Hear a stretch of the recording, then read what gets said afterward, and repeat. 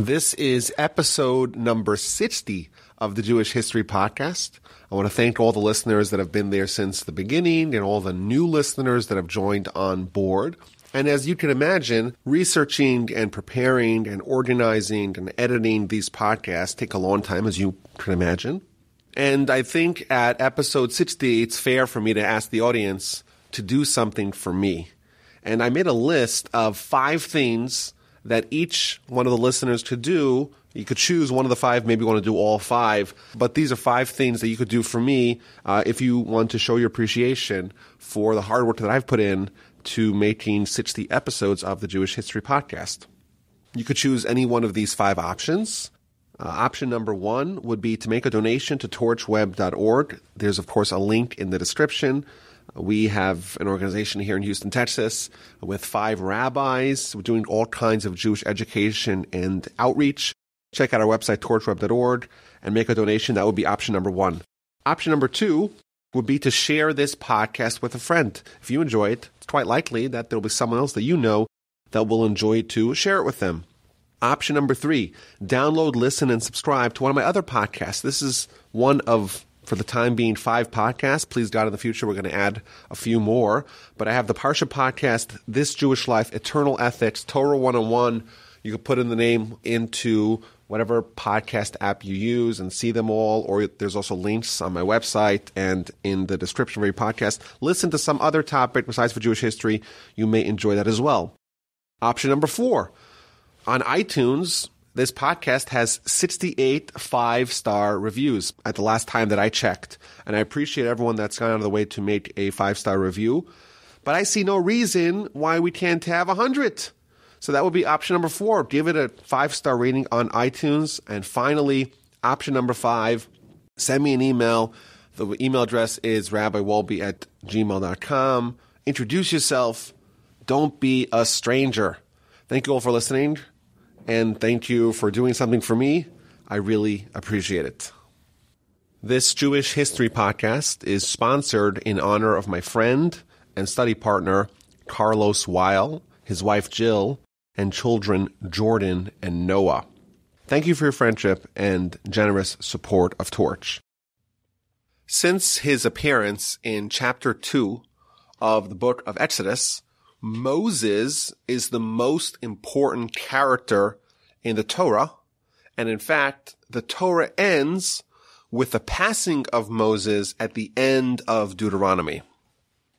Now, of all the people in Jewish history, there's probably more to talk about regarding Moses than any other individual. He's considered by Jewish philosophy to be the greatest person, greatest man of all time. So there's a lot of different angles to parse out his story. So, for example, we're told in the Torah that Moshe, is the greatest prophet. And all the commentaries in the Talmud and Maimonides, they all explain that Moses wasn't just a greater prophet on a higher level. He was qualitatively different on multiple fronts. So, for example, I'll read you a quote here from Maimonides. All the prophets, with the exception of Moses, prophesied in dreams or visions, but Moses prophesied while awake and alert. All the prophets prophesied via an angel. Therefore, they see through parables and riddles. But Moses prophesied not via an angel, as it states, mouth to mouth I speak to him, and God spoke to Moses face to face. So Moses is the only one that has direct divine communication. All the other prophets, it's via an angel. As if to say, with respect to Moses, without parables, rather he sees the matter clearly, without riddles and without parables. All the prophets are stricken, frightened, and exhilarated, but Moses is as a person speaks to his friend.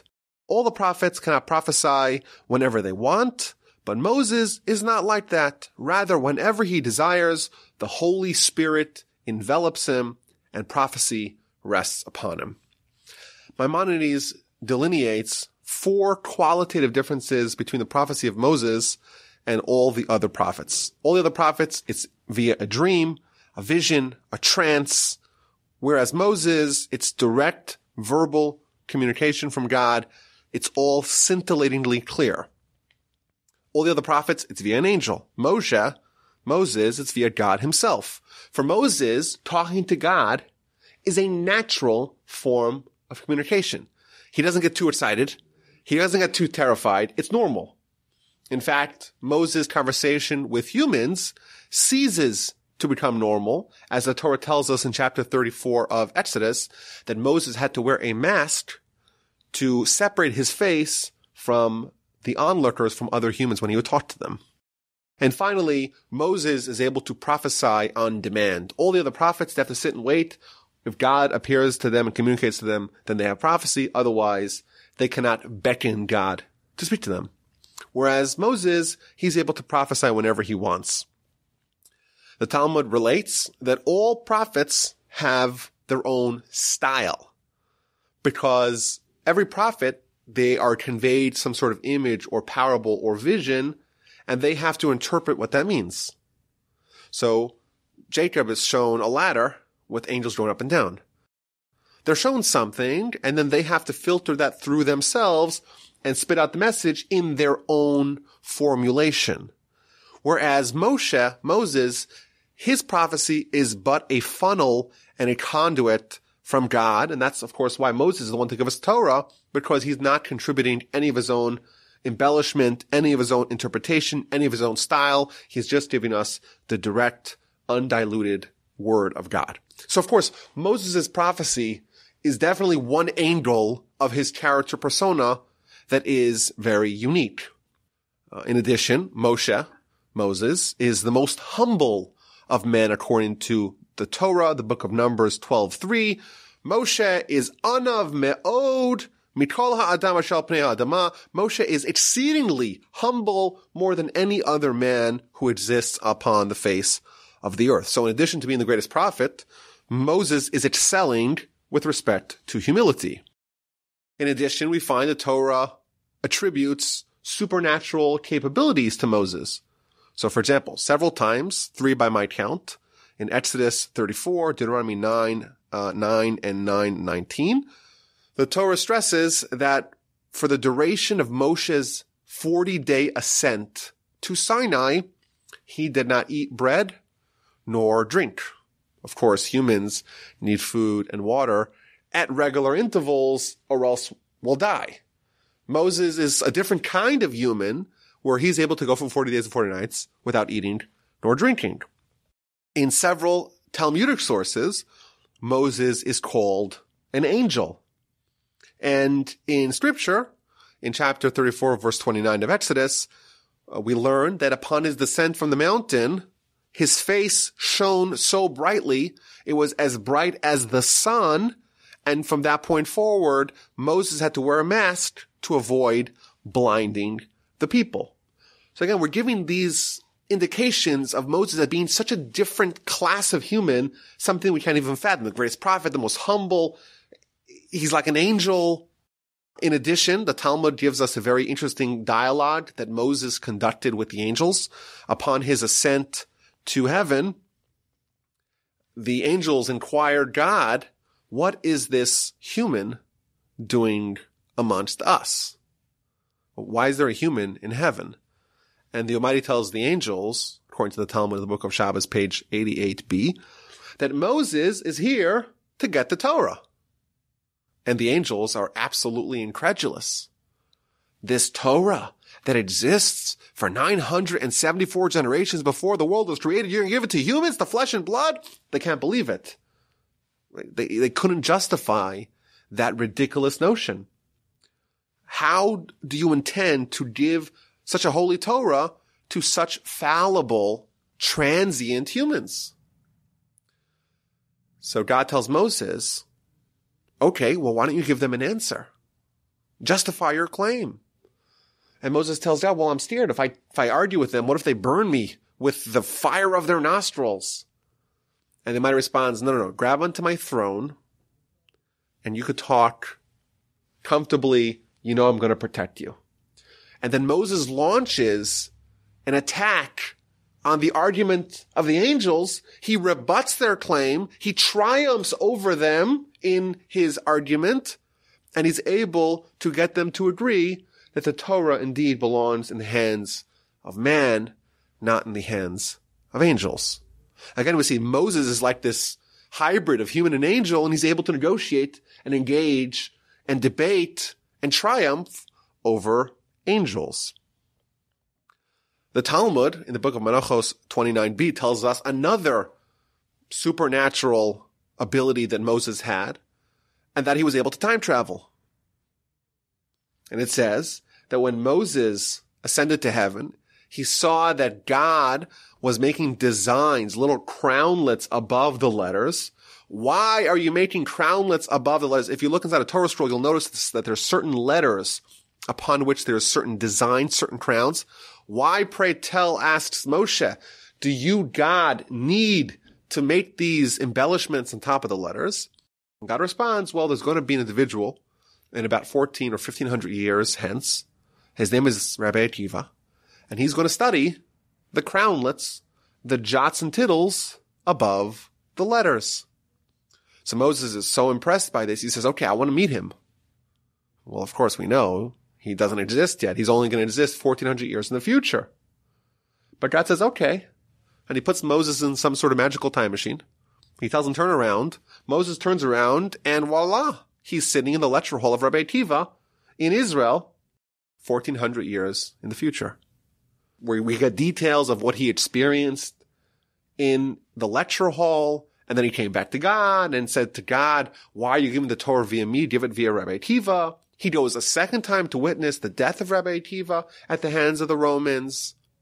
But obviously the underlying eye-popping revelation is the fact that Moses, according to this source, is able to time travel. And that, of course, is another aspect of his persona that is definitely impressive and worthy of inquiry. And I think just this brief survey of Moses' resume will make it clear that there's a lot to talk about when we discuss Moses. After all, he's the one who's the conveyor of Torah. He's this bridge connecting our world with the heavens above. But what I want to do in this podcast is isolate one aspect of his persona, and that is his leadership qualities. Moses was and is the quintessential Jewish leader. And the sources demonstrate that he wasn't only a great Jewish leader, but he was a different type of leader, a type of leader that we seldom see today. And I think by learning about Moses' character as a leader, as he related to his underlings, to his constituencies, we could build a model of what other Jewish leaders really are supposed to try to emulate. So what I want to do is I'm going to ignore a lot of Moshe's storyline, because if we did it in its entirety, it would be a lot longer than one episode.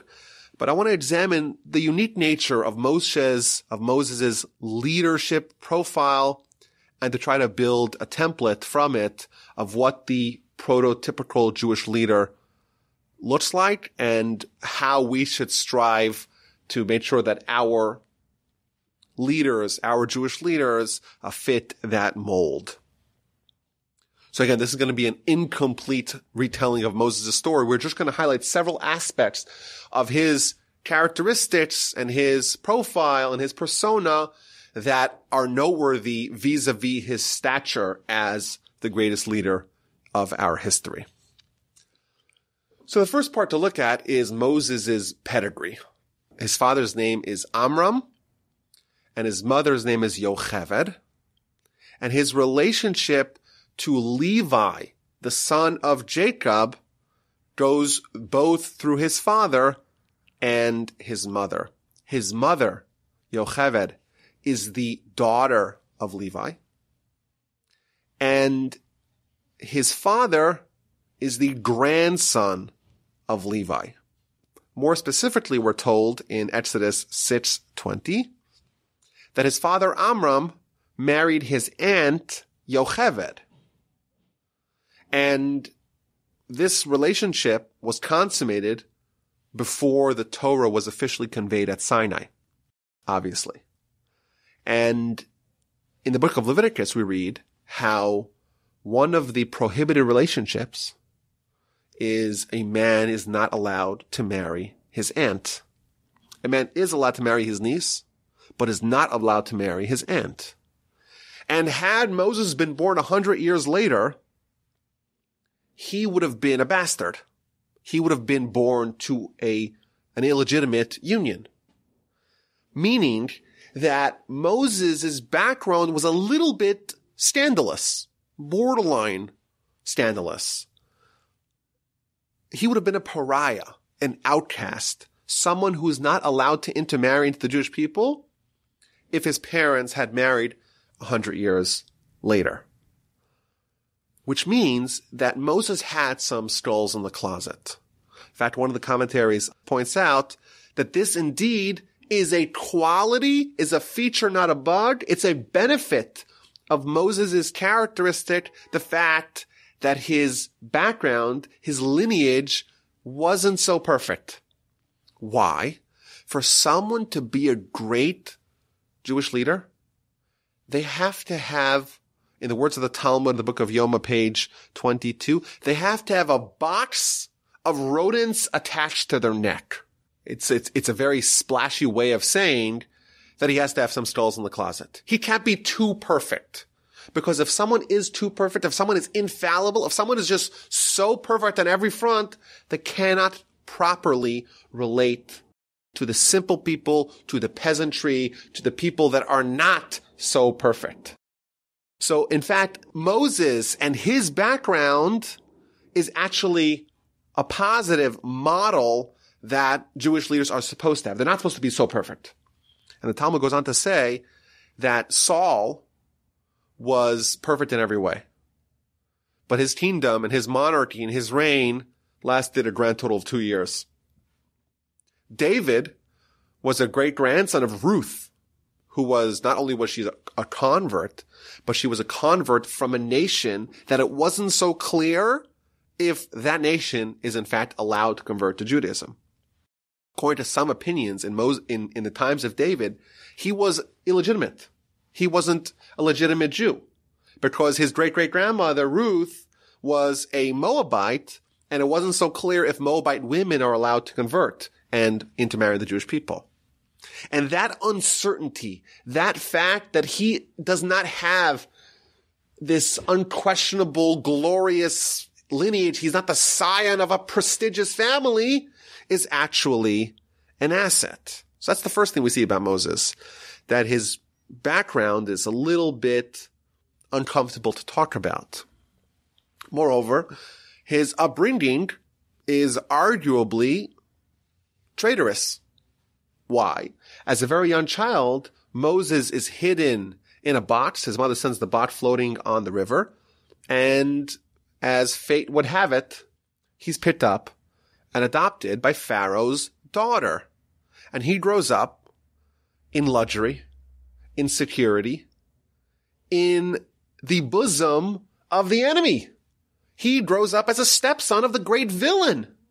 And of course, it's quite easy for people to look at Moses and say, he's not representing us. He's one of them.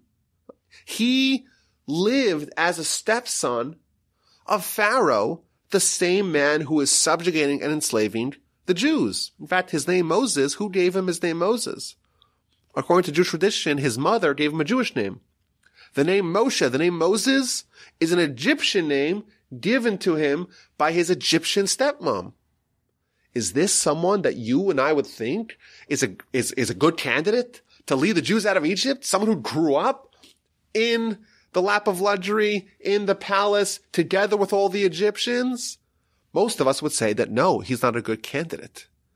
And yet we see that specifically someone like this, someone who does not fit into the mold, someone who wasn't produced in the cookie cutter mold of what we would imagine a great Jewish leader would look like. Someone like that is bound to have humility, is likely to be able to identify with the lower statured members of the populace, and someone whose rise to power or rise to greatness is unexpected. It's not like people were pointing at Moses from day one and saying, you're destined to lead the nation. He was able to grow and flourish in obscurity without the grand expectations of people looking at him and pointing to him as a likely candidate to save the Jews. And this is something we see more broadly. Like we said, we talked about King David. He was someone like that. His own family, in fact. When Samuel came to the house of Jesse and he says to him, one of your sons is going to be the king, he went through all the sons, but no one even thought to nominate David, because even his own family, his parents, his brothers, they all thought, of course, David's not the right guy. David, that gingy in the back with the shepherd, he's no way going to have the chops to be a leader. And yet he's the prototypical king of Israel. David Melech Yisrael, David, the king of Israel. Moses is like that a little bit as well. And in fact, this applies also with respect to Torah leadership. Maimonides, when he delineates the order of the transmission of the Torah, he's constantly highlighting the fact that some of the great Torah leaders of our history arose to prominence from total obscurity. For example, Rabbi Akiva, Rabbi Meir, descendants of converts, Shmaya and Avtalion, converts themselves. Hillel grew up in poverty. Like, these are not, the great Jewish leaders are ones that start from very humble beginnings. Now, in verse 11 of chapter 2, we read about Moses' coming of age. And we read 3 separate episodes in succession where we're given somewhat of a biography of his character. So verse 11 we read, and it was in those days, Moshe grew up, he went out to his brethren, and he saw in their pain and suffering, and he saw an Egyptian man striking a Hebrew man of his brethren. So the first verse we read about Moses as an adult, he goes out, he goes to witness the suffering of his fellow Jews. He sees an Egyptian man attacking a Hebrew man of his brethren. He turns right, turns left. He sees that no one is watching. He strikes the Egyptian. He kills him and he buries him in the sand.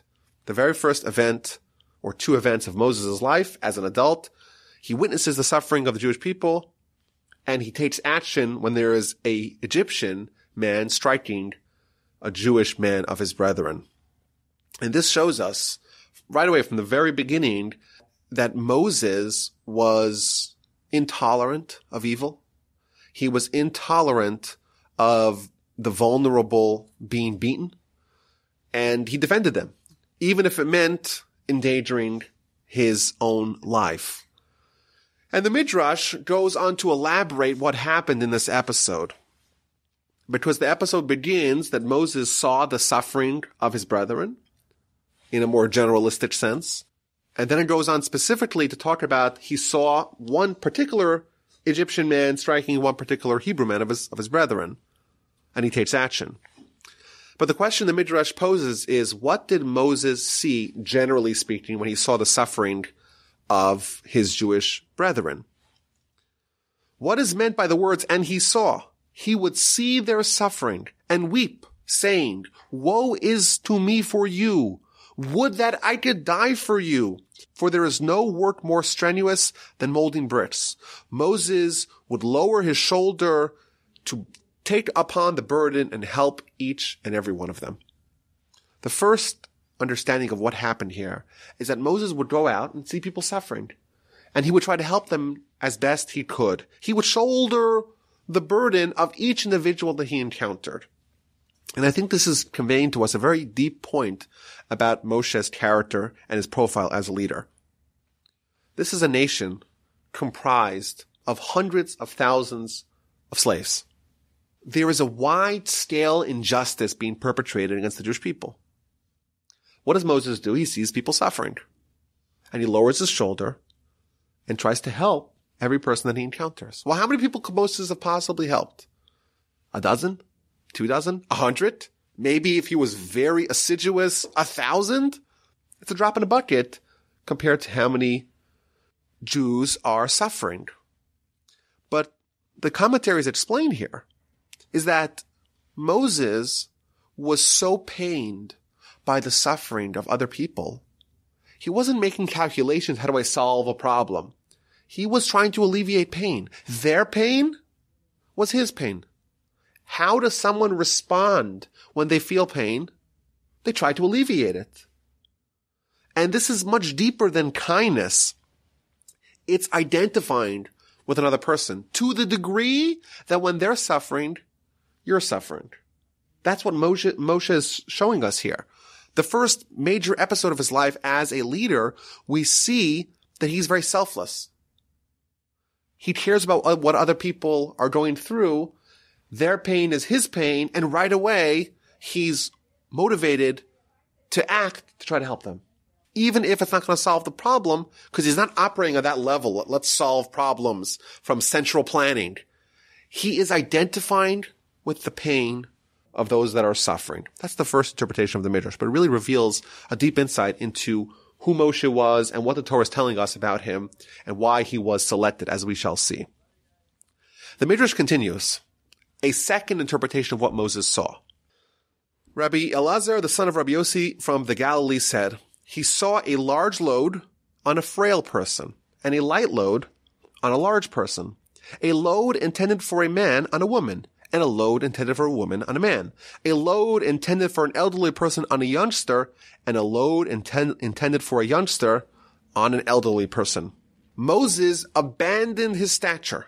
Moses, after all, was a prince, and went to alleviate their suffering under the guise of assisting Pharaoh. Consequently, the Holy One, blessed is He, the Almighty, said, you set aside your matters and went to witness the plight of Israel and treated them like brothers. I too, says God, will set aside the lofty and lowly matters and talk to you. What we're told here is that in the very first episode of Moses' life as an adult, we see the key of why he was selected, why he was special, why he became the great leader, the great prophet, and the model upon which Jewish leadership is viewed through. He noticed the suffering of every individual, not just in a generalistic sense, but on an individual, minute level. He noticed that there's a frail person who's suffering in this way, and there's an old person suffering this way, and there's a young person and a man and a woman. Everyone, he was able to identify with them, to feel what they're feeling, and to suffer with them on their level. He lowered himself. He was a prince after all. He lowered himself and treated other people like brothers. When your brother's in pain, you feel the pain. God says, okay, in response, I will lower myself and I will become, so to speak, an equal to you. I will talk to you face to face. This, I think, from this very beginning introduction of Moses, we see a definition of Jewish leadership. Jewish leadership is shouldering the pain and the burden of the constituents, suffering alongside them, and being selfless.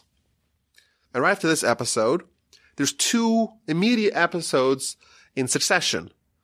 The second day, Moses goes out, and he sees two Jewish men fighting. And right away, he intervenes. He tells one of them, wicked one, why are you striking your brother? And the man responds to him, why are you in charge? Who made you the boss?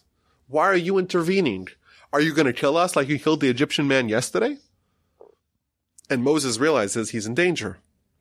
And those people go and inform on Pharaoh, and Pharaoh wants to kill Moses. And Moses has to flee. And he flees to the land of Midian. And he ends up at a well. And the minister of Midian, of course that's Jethro, who's soon to be Moses' father-in-law, he has 7 daughters.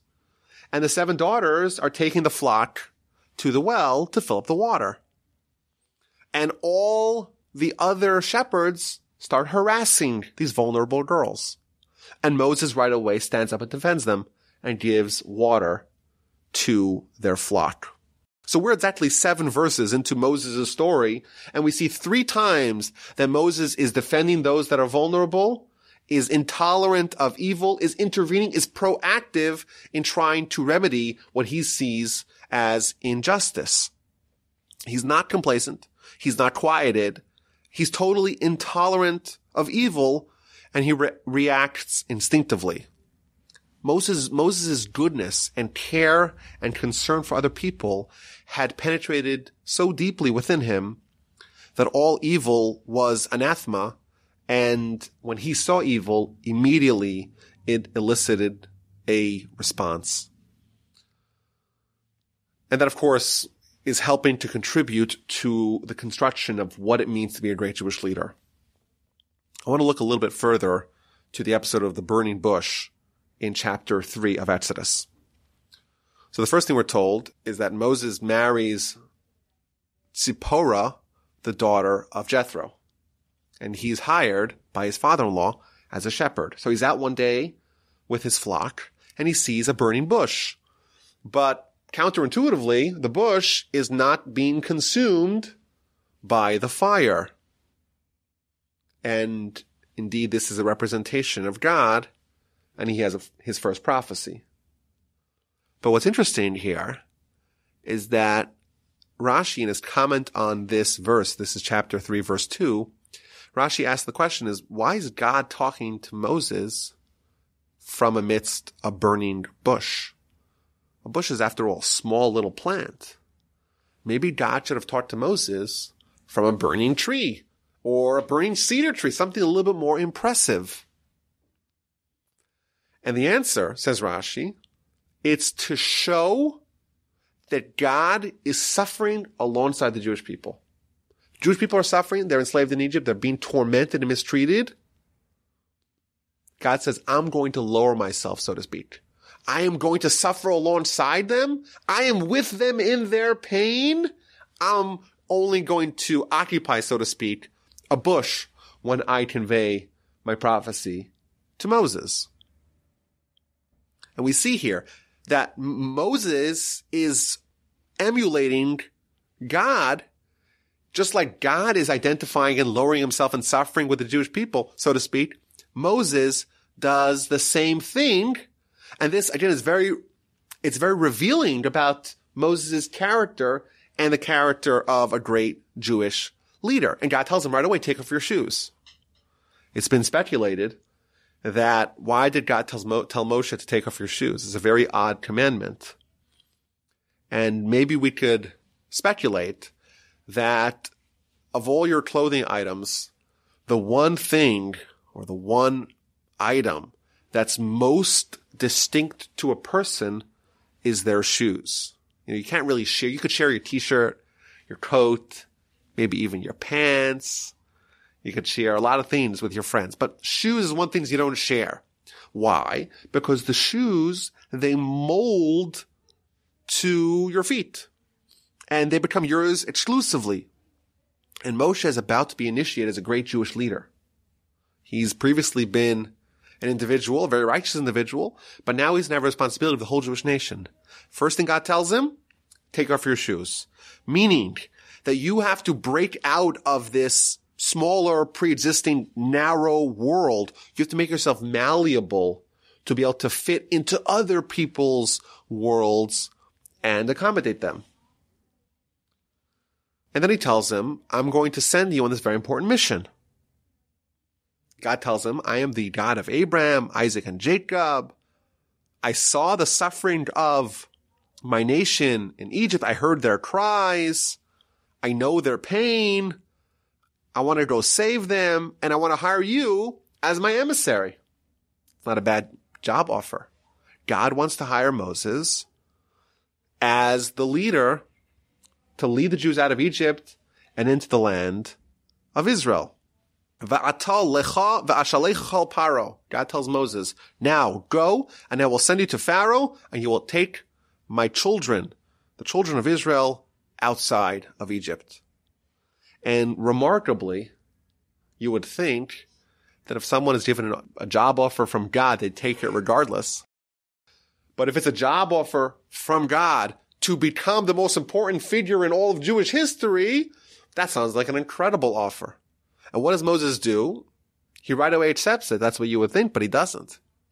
In fact, he is so reluctant to take upon the mantle of leadership, and he argues and argues and argues with God, telling him, no, take someone else. I'm not qualified. I'm not worthy. In fact, our sages tell us that in 7 days of negotiation, Moses is unwilling to take the job. And he mounts 6 distinct arguments over the course of that week of why he's not qualified. First he says, well, who am I to go? I'm not worthy of speaking to kings. And then he says, well, why are the Jews worthy of being saved? What name should I tell the Jewish people when they ask me? They won't believe me. I'm not a great communicator. And finally, he says, send someone else. Implying, send Aaron, my older brother.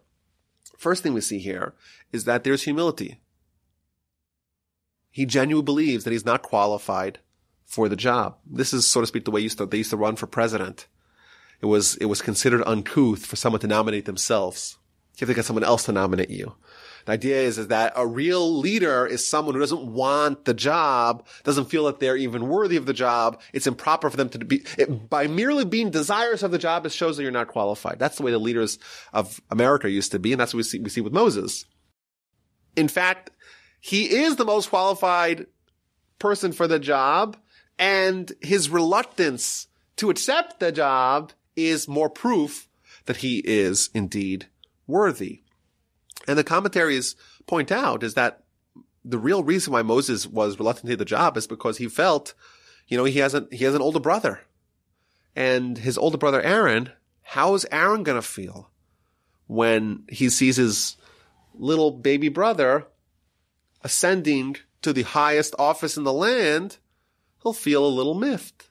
He'll feel maybe a little bit envious.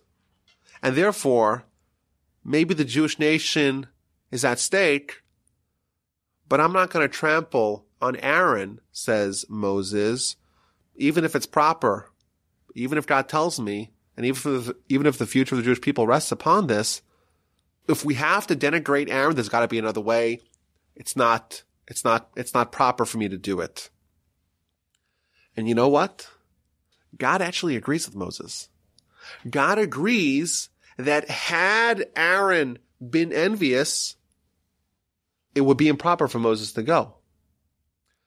But God says to Moses, Aaron will be glad in his heart when he sees you becoming the king of the Jewish people. And in fact, in all of Torah, there's only one person upon which there is testimony that there's no envy, and that's Aaron. Only Aaron. Of all people in all the whole Torah, only Aaron does the Torah testify harbors no envy in his heart. But what's clear from this episode is that had Aaron been envious in his heart, then Moshe had a good argument. It would be improper for Moses to go assume the mantle of leadership. It's just that the reality was that Aaron would be happy. But the principle is indeed true that if Moses was to shame Aaron, it would not be worth it, which is an astonishing idea that, the ends do not justify the means. Even if the ends mean saving the Jewish people and the means is only denigrating one man, which is a very surprising takeaway, but it seems like that's evident from the text that according to Jewish philosophy and Jewish leadership, if there's a very important ends to be had and the means are a little bit problematic, the ends do not justify the means.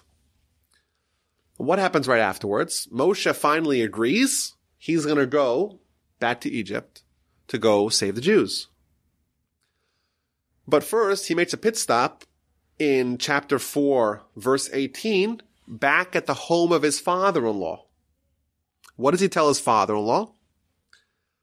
He tells him, he asks permission. Can I go back to Egypt to save the Jewish people? This seems very surprising.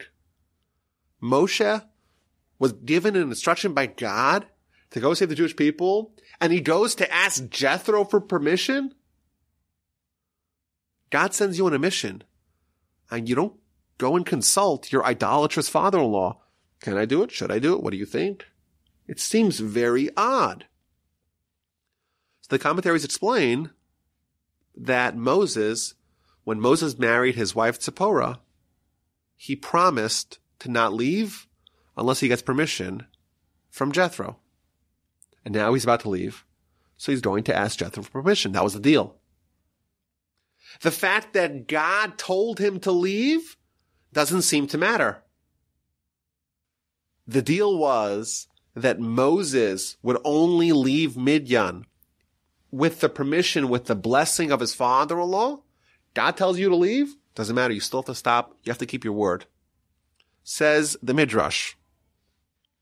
The verse in Psalms tells us, Mi ya'aleh bahar Hashem, who may ascend the mountain of God? Who may stand in his holy place? He who has clean hands and a pure heart, who has not taken a false oath by my life, nor sworn deceitfully. There's 4 requirements to ascend the mountain of God. Moses checked all boxes. What's the last one of those instructions?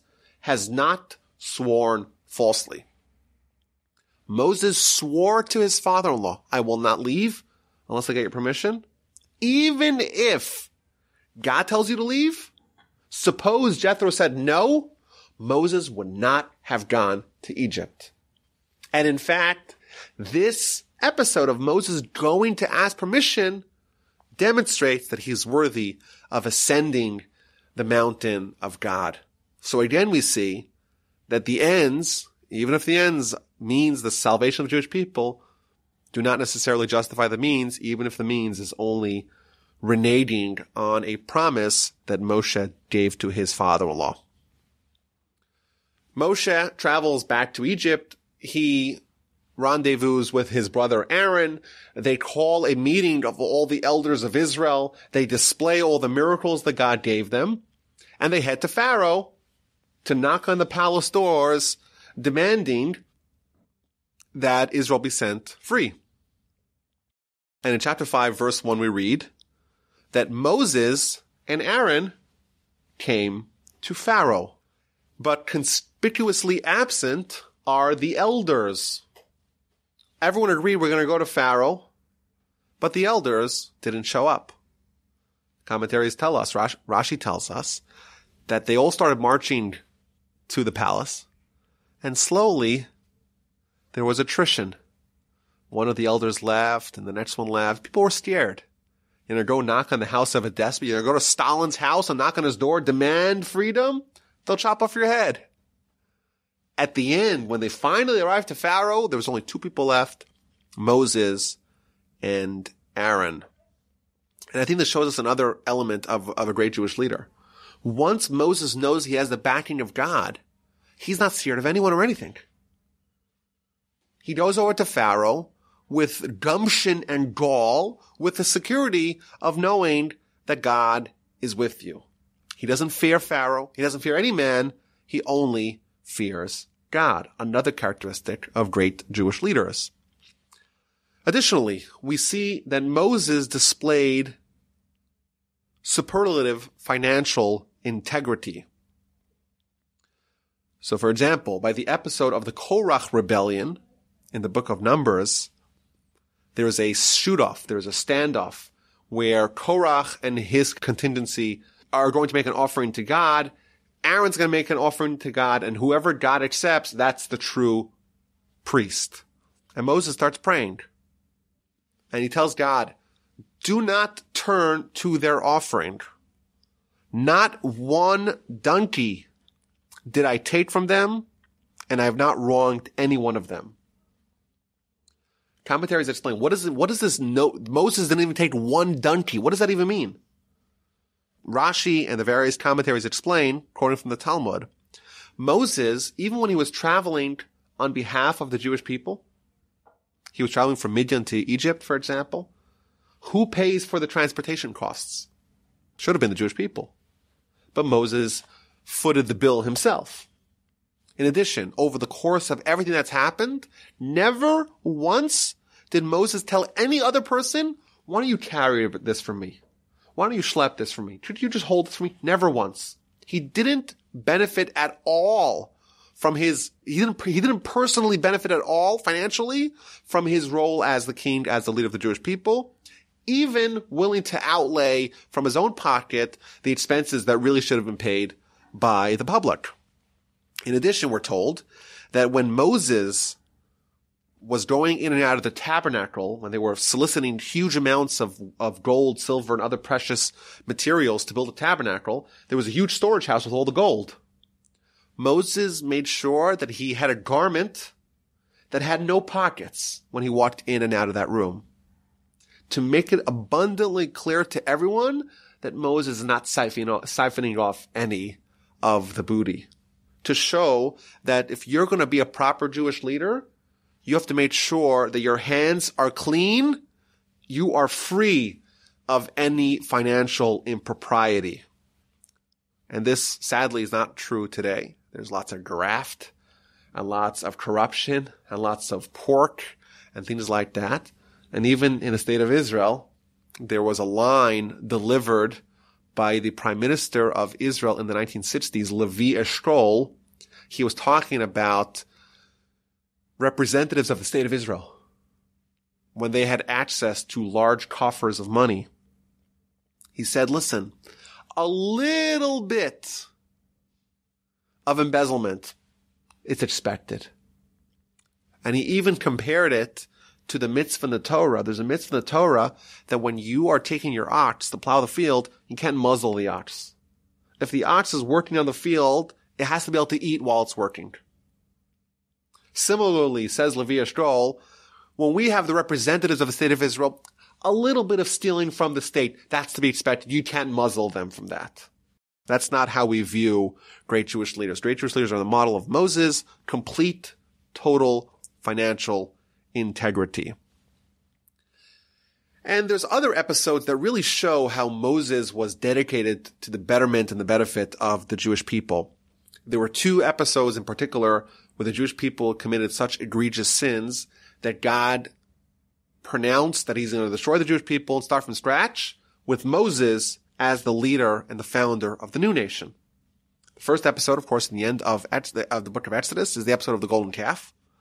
After the sin of the golden calf, God says, I'm done, I'm fed up, we're going to start from scratch. Moshe, you're the leader of the new chosen people.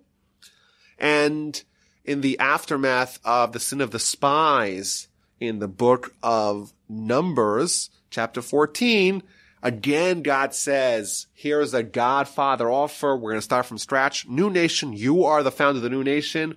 Both times, Moses rejects the offer and does whatever it is he can to save the Jewish people, even going as far as telling God, if you kill them, you kill me. If you destroy them, erase me from your book that you have written. I don't want my handprints anywhere near anything that's going to happen to the detriment of the Jewish people.